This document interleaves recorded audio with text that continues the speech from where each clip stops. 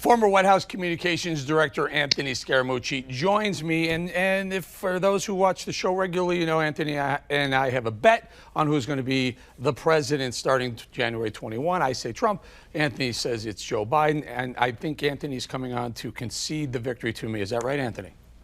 Yeah, right. Okay, listen, I'll be ordering caviar. There's going to be Cristal champagne. It's going on your black American Express card.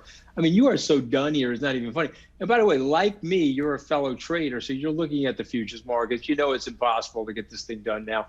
The president is already telling his buddies about campaigning and running for president in 2024. Did you say it's impossible to get this thing done? So our audience knows we're taping this at 3:35 on Wednesday afternoon. This is still anyone's race. There are still paths to victory for either candidate. So I'll say it again, Mooch. I'll say it again. You remember the big headline, Dewey defeats Truman. They printed it because they had a deadline to print it to get the newspaper out the next morning. Truman won when they woke up. So we may wake up, or when this finally does air, you, my friend, may be buying me caviar and champagne. No, this is going to be delicious caviar on your bill. You know what? And here's the other thing I want to stipulate for this. I don't like caviar, by the way. I like it. I want to see the waiter hand you the bill so I can see the large check. And make sure you tip these people properly, Eric, because you're a very rich guy. So this is what we do on the right, Anthony. You may not, you lefty liberals on the left don't do that, but we on the right, we tip well. We take care of people. Long time conservative. I'm just not a Trumpist, which it was a disavowal of you, my friend, have to turn in your conservative man card, because you are no longer conservative if you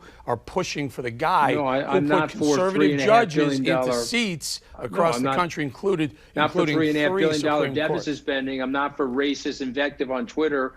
I'm not for a disavowal of our allies. I'm not for lying about science. I'm not for politicizing mask wearing.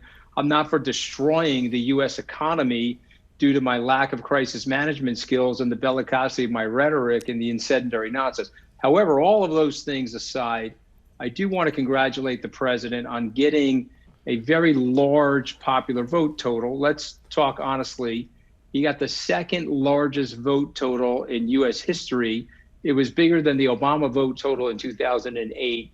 And so to the president's credit, there's something systemically going wrong in our country right now, Eric. There's a lot of disaffected people, a lot of unhappy people, and we have to fix that. Whether you're from the left or the right, Joe Biden or Donald Trump, there's a lot of people, Eric, that feel economically desperate in our society. They feel left out of the system, and we have to figure that out. And we can't literally say who the president is right now, again, Wednesday, 3:35. I will tell you at 3:37, I will tell you what we can say definitively, Anthony, that this big, massive blue wave that people were calling for, I'm not sure if you're a blue waver or not, but people were calling for, I think you may have said that because of Trump, the Republicans were going to lose the Senate and there's going to be a wider I didn't say that. I got it wrong, however. Well, everyone did. I got it wrong. I thought Trump was going to get annihilated.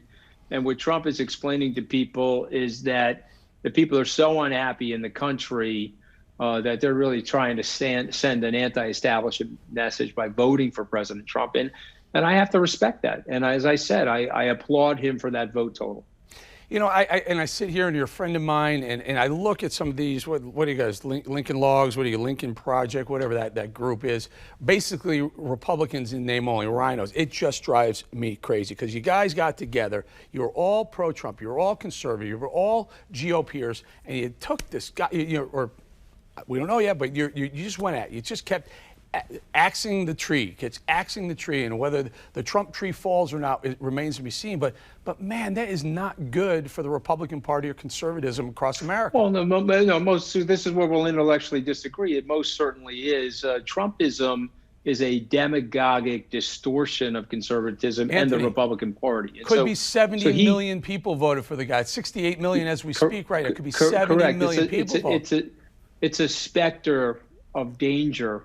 Populism and nationalism and the rise of those sorts of things never end well in history. And so if those people are well treated by the system and they feel that they have an opportunity, they won't be voting for people that send out racist invective on their Twitter feed. They'll vote for their own peace and prosperity. President Trump represents an avatar for their anger. Anthony, and I respect that and I get that. But he's done a disastrous job as president, which is why he lost the popular vote by 7 or 8 million people. Mr. Wall Street there, you want to call it disastrous. The man brought America to the highest economic growth, the lowest unemployment rates in history. Destroyed it, Eric. And then this virus that, I hope that's not COVID. This virus that took the legs out of the economy, it comes roaring back as soon as things start getting better.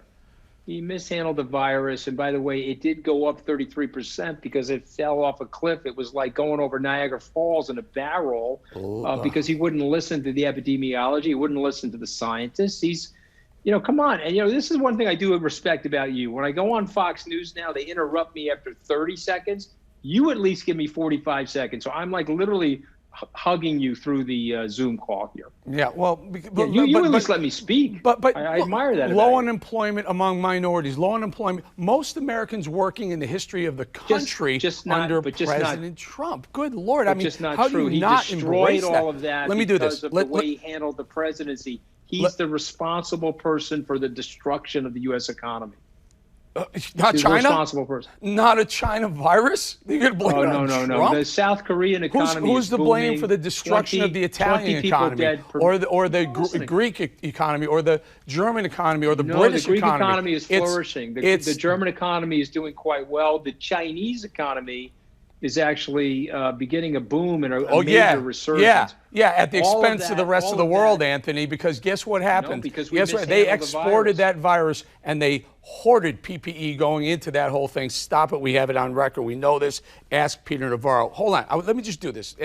Let's flip this. I'll be sure to ask Peter next time I speak to him, but let me put it to you this way. They mishandled it at the White House. They mishandled it, and they created the steepest recession since the Depression. No one created a recession. And I will say this to you. Had they not done that, it would have been a lot easier. You know what created a recession? People dying left and right because of a virus that Trump had not. You didn't have anything to do with it. Biden had nothing to do with it. And Trump certainly didn't have anything to do with the virus. You could have handled it in the same protocol and procedures that South Korea did. That was the epidemiological recommendation. You're comparing 320 million people with $21 trillion economy GDP to South Korea?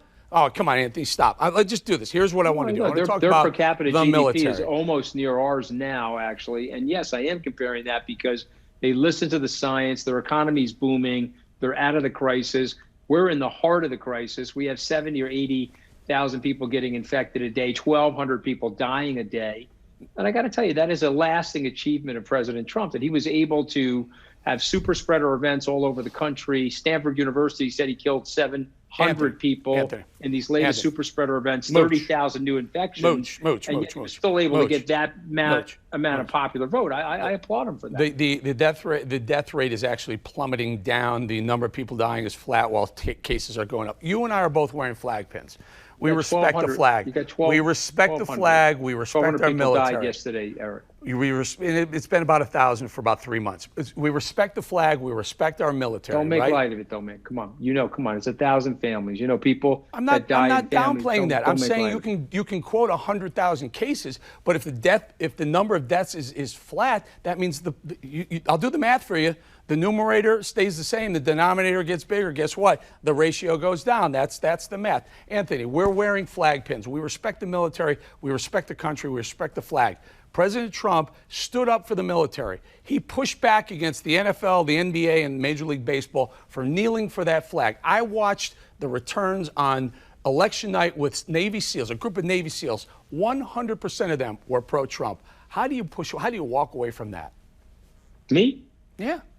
Yeah, the guy went after my wife on Twitter. You're not allowed to do that to a guy like me. Do I look like Ted Cruz to you? Do I look like Rand Paul? A little. Okay. No, I'm not. Well, just so you know, the last 6 months, my actions would dictate otherwise. You're not going after my wife after I raised you and gave you millions of dollars. Is that what this is about? What are you talking about? Is this a personal vendetta with the president? It is a combination of things. Because I'm looking at a guy who comes from Wall Street, who's a patriotic American.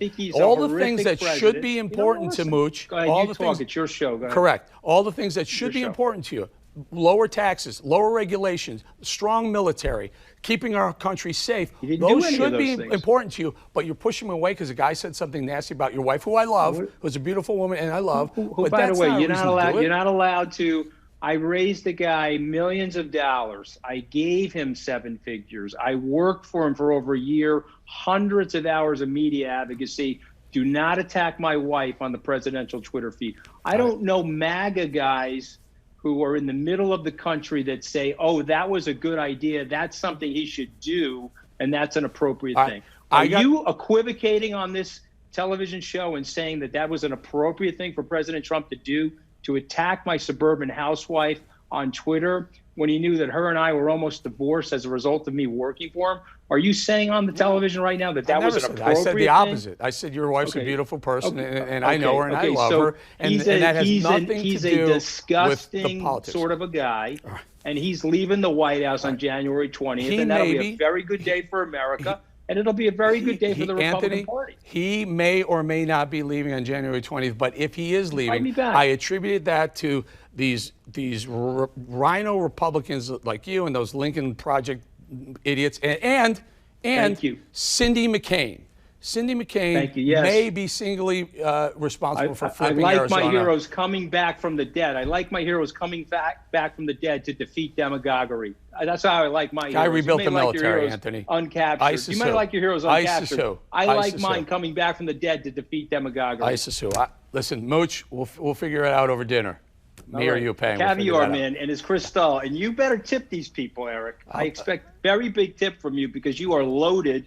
These people are in the middle class, and I'm expecting you to close the gap, Eric. That's what you're about, man. Close the gap. Mooch, everybody.